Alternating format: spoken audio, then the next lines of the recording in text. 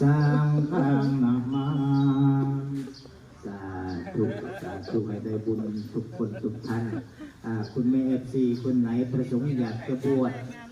ปีนี้เชิญได้เลยนำทางบวชได้เลยยายมาลอยกับพึ่งครั้งแรกนะครับตรงครับ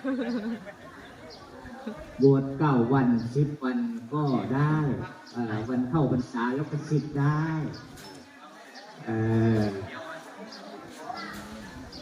อยากจะบวชเสริมดวงเสริมบารมีต่ออายุเชิญได้นะครับถ้าบวชไม่ได้ก็บวชให้ลูกให้หลานให้คนอื่นก็ได้นะครับ